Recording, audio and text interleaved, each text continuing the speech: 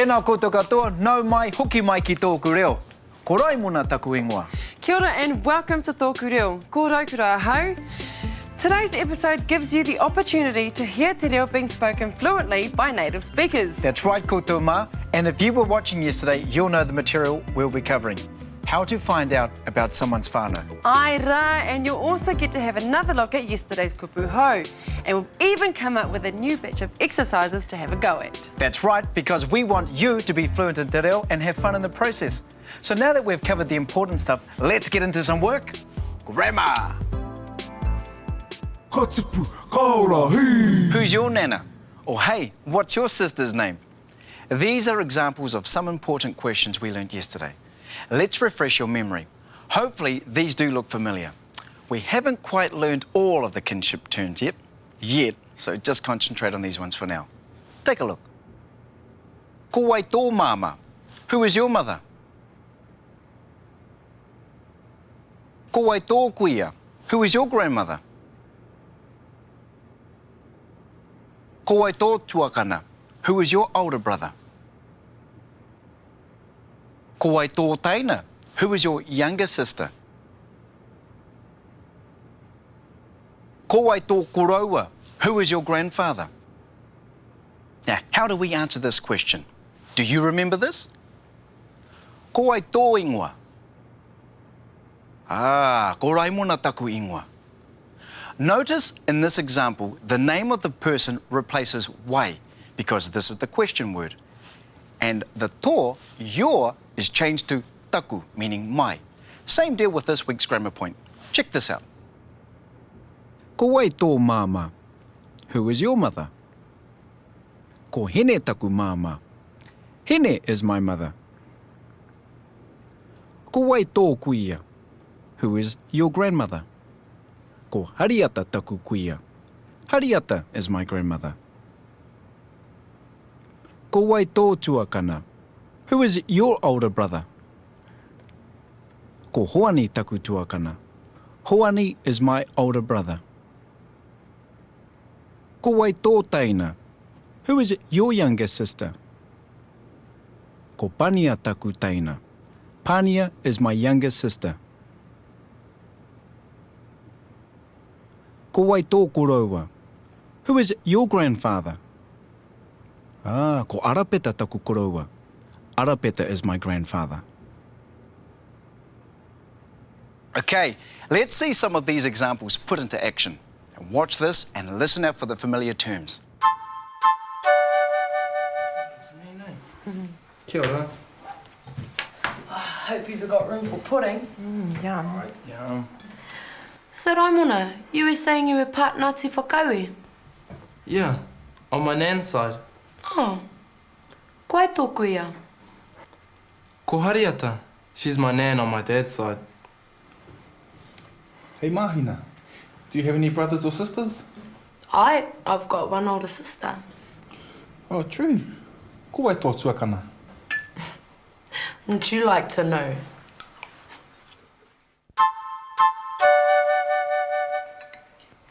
Hey, Raimona, you said your nan's name was Hariata, eh? Ai, ko Hariata taku kuia. She's living with my sister now. Choice. Yeah, Mahina, you didn't even tell us. Ko wai tō tuakana? Ko hera taku tuakana. She's over in Oz now.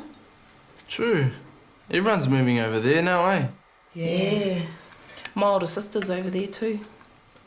Koe tō tuakana? Ko Makarita taku tuakana.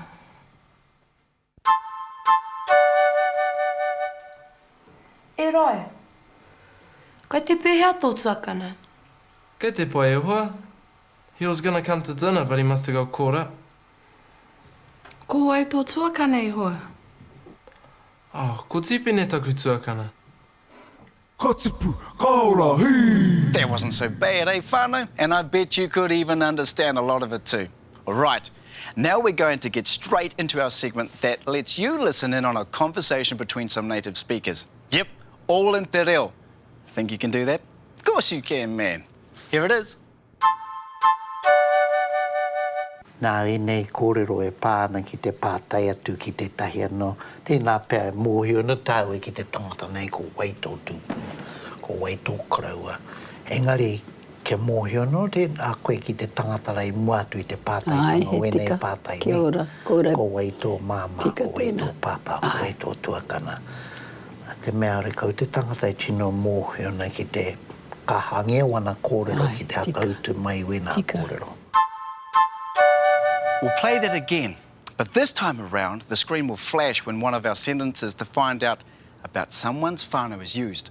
Compare and see how many you actually picked out. Nā e nei kōrero e pāna ki te pātai atu ki te tahi anō. Tēnā pēr mōhio na tāu e ki te tangata nei ko waitō tūpū, ko waitō kraua. Engari, ke mōhio no a koe ki te tangata rei muatu I te pātai tanga wene e pātai Kia ora, kōrero. Ko waitō māma, ko waitō pāpā, ko waitō tuakana. Te mea rekau, te tangata e tino mōhio na ki te kahange wana kōrero ki te hakautu mai wena kōrero. Kia ora rā e kui, e koroma. I think it's awesome that we actually get to hear a conversation in te reo. Just so we can accustom our ears to hearing and listening to te reo Māori by native speakers in everyday situations. Ka pai whānau. Raukura will be here after the break with a recap on yesterday's 10 kupu, but first, our dialect for the week. There are many sentences in Ngāti Pro like that where they cut it short. The difference between kei te aha koe, which Ngāti Pro uses, and other people say kei te pēhea koe, is this, that the thinking behind that is there is an inference that you only need to say this much and the rest is understood. But secondly, Ngāti Pro are a people that cut to the chase. If you are saying something and others can grasp the meaning, you try and brief it to keep the attention of the listeners. And people get easily bored if you're going to say the same old tauparapara over again, or the same old speech, and they know where you're going to go to, and so forth. People like to be kept fresh and on a journey of surprise, I guess.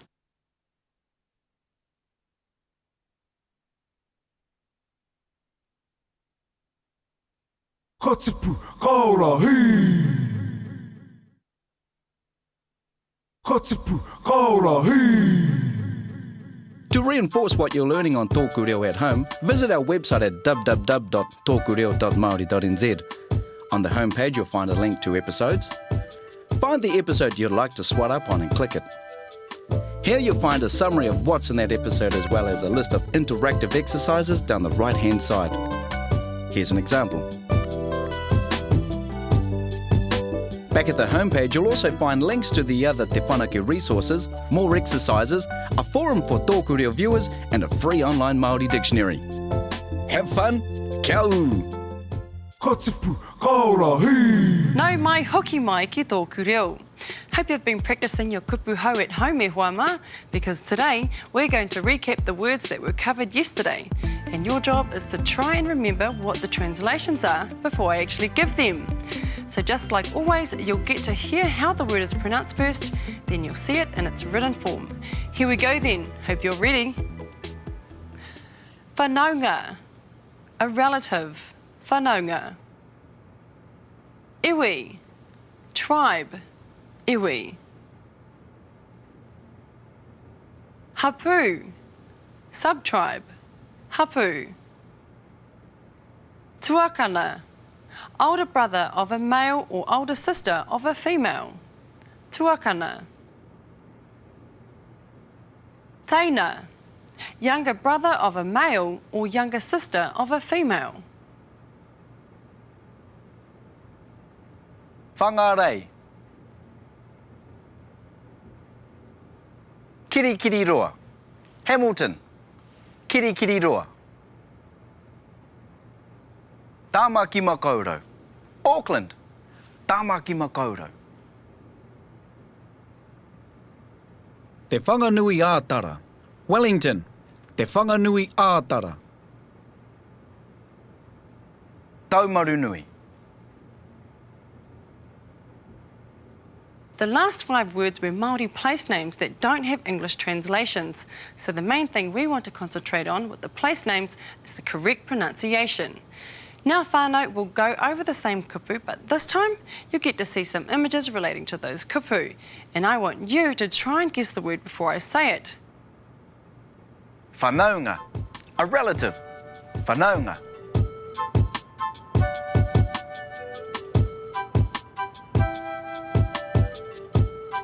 Iwi, tribe. Iwi.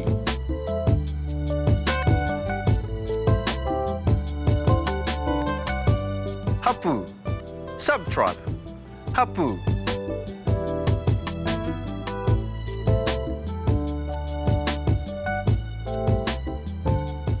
Tuakana, older brother of a male or older sister of a female. Tuakana.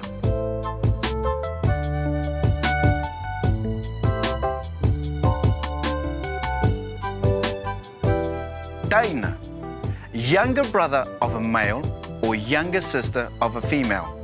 Taina.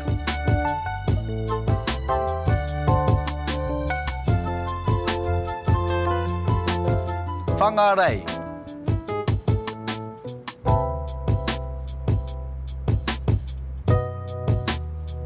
Kirikiriroa.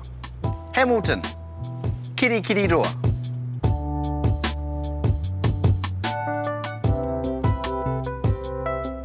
Tāmaki Makaurau. Auckland. Tāmaki Makaurau.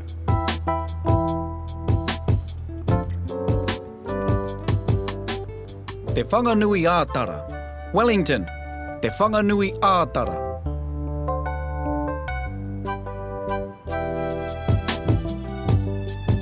Taumarunui. Ka tipu, ka ora, hei! Choice one e huama, it's that time again. Time to listen to a fluent conversation in te reo Māori using these words. Don't forget, if you're watching with someone at home, make it a challenge and see who can pick out the most words. Whenua e rote aku mahi e taia tana ki ngā pito katoa te motu. Hei tauira, tahi o aku haerenga, ka wehe atu konei tāmaki makaurau nei, ka haere mā kirikiriroa, tae no ki te whanganui ātara, haere atu konei te mane,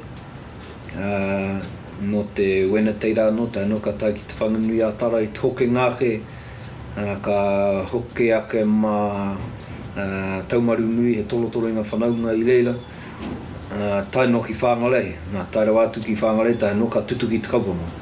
I rote e rā haerenga, e tahi tae maka mauri hoke hau aku tamura ki taku taha. He hakako haere i a rātu, ki ngā kōrero e pāna ki tēnā rohe, mea nui hoki te rā kia hau mō te mōhio ranga o aku tamura ki tō rātu taha Māori. Haka mālama haere kia rātu, ko ai mai nei whanaunga, te iwi o konei, te hapu o konei, ko ai te tuakana, ko ai te teina, e rātu kōrero. He akoranga katoa. I roto I rā haerenga mō ngā tamura. Ka tipu, ka ora, hei! All right, so this time you get to check out and compare with us to see how many words you actually heard. Whenua e rote aku mahi e taia tana ki ngā pito katoa te motu. Hei tauira, tahi o aku haerenga, ka wehe atu konei tāmaki makaurau nei, ka haere mā kirikiriroa, tae no ki te whanganui ātara, haere atu konei te mane, no te wena teira no, tae no ka tae ki te whanganui ātara, i te hoke ngāke, ka hoke ake mā taumaru nui, he tolotoro inga whanaunga I leila, tae no ki whangalei, nā tae rau atu ki whangalei, tae no ka tutu ki te kapono. I rote e rā haerenga, e tahi tae maka mauri hoke hau aku tamura ki taku taha. He hakako haere I a rātu, ki ngā kōrero e pāna ki tēnā rohe, mea nui hoki te rā kia hau mō te mōhio ranga o aku tamura ki tō rātu taha Māori. Haka mālama haere kia rātu, ko ai mai nei whanaunga, te iwi o konei, te hapu o konei, ko ai te tuakana, ko ai te teina, e rātu kōrero. He akoranga katoa. I roto I ra haere na mō ngā tamuri. When our people migrated here from the Pacific, they found the climate did not lend itself too favourably towards the cultivation of tropical fruits like the pineapple and coconut. The banana was once such fruit that failed such endeavours. The word, therefore, also left the Māori tongue. The arrival of Pākehā brought about trade with other Pacific islands and also heralded the return of the banana to these shores. So in lieu of a traditional word for this fruit, we have decided instead to borrow one from our Pacific neighbours. So the new word today for banana is maika, taken from the Hawaiians. Maika, banana, no longer banana.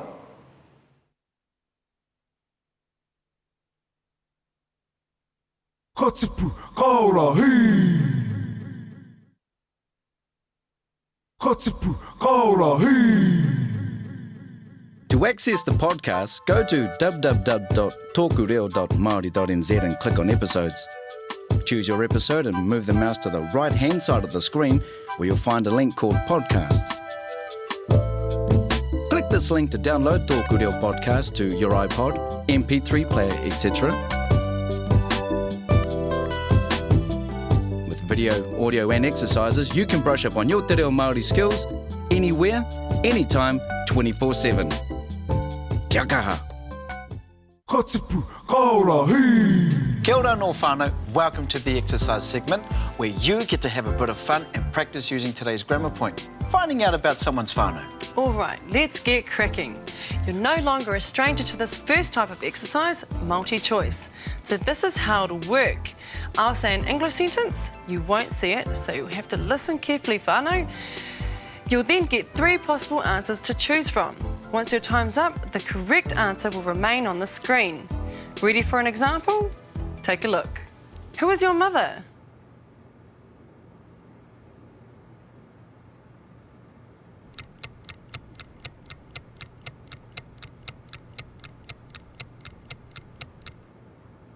The correct answer, ko wai tō mama. Who is your mother? Your turn. Go hard, whānau. My grandfather is Piripi.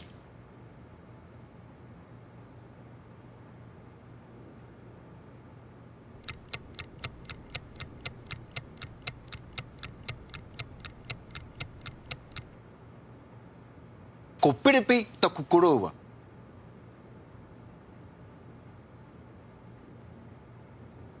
Who is your younger sibling of the same gender?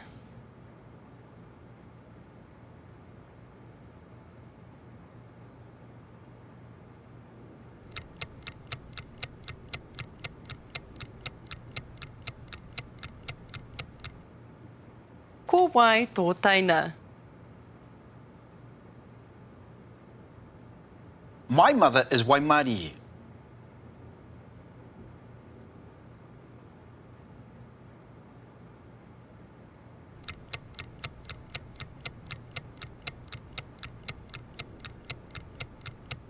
Ko Waimarie taku mama. Who is your grandmother?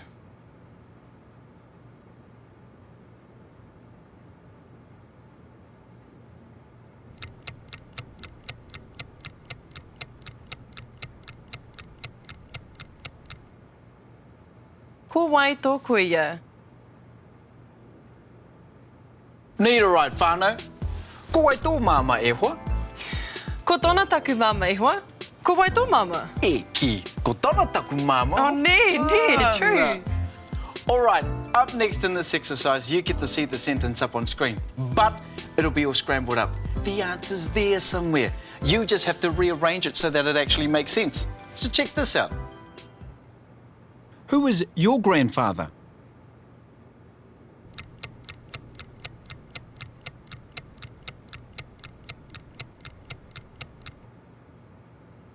The correct answer is ko wai tō korua.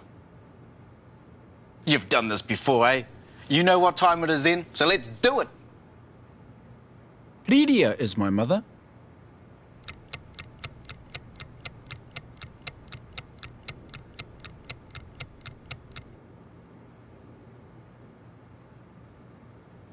Koriria taku māma. Who is your older sister?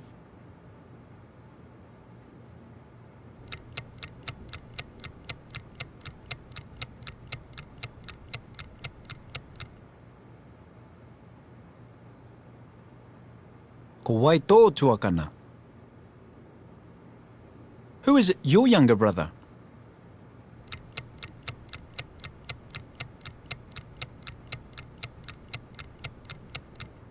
Ko wai tō taina.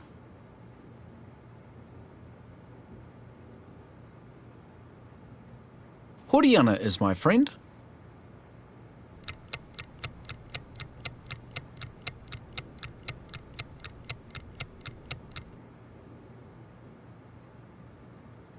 Ko Horiana taku hoa. Who is your father?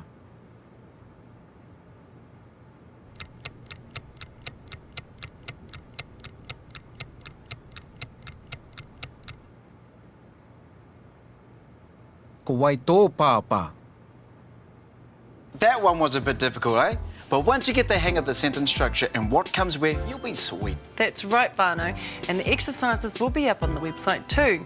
So if you want or need another go at it, just jump online at www.tokureo.maori.nz. But now, on to our last exercise for the day. You remember the place names we went over in kupu section? Well, this exercise is based on those. Aira. And because some of them don't have English translations, we're going to show you a map of Aotearoa pointing to each location. Your job is to pronounce the place name correctly as we point to it. Sound easy enough? So the main thing to concentrate on here, whānau, is the correct pronunciation. So when I say repeat after me, okay? Here we go.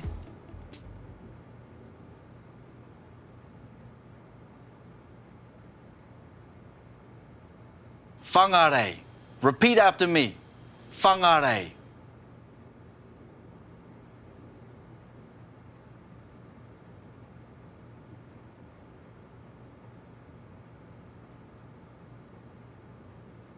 Kirikiriroa. Repeat after me. Kirikiriroa.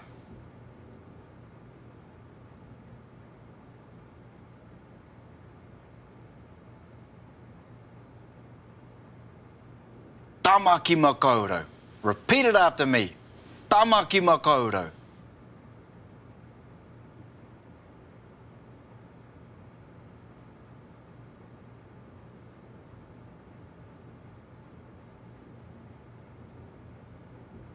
Te whanganui a tara. Repeat after me.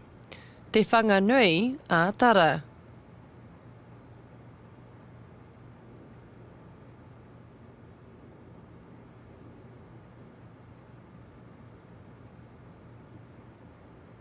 Tau marunui. Repeat after me. Tau marunui.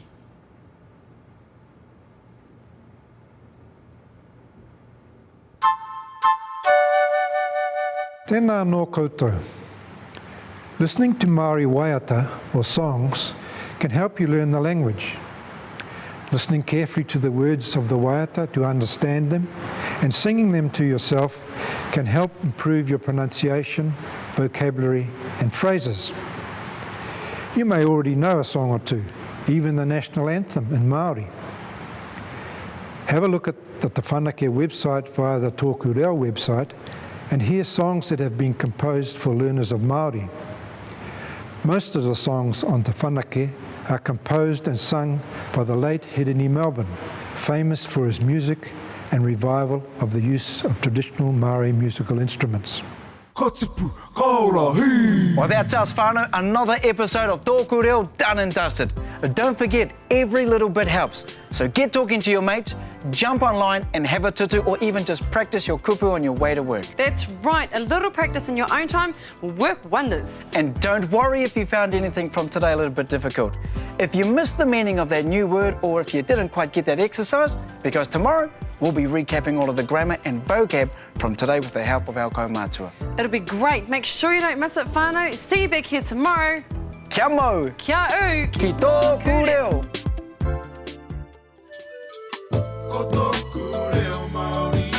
He reo ranga tira, he ara pou.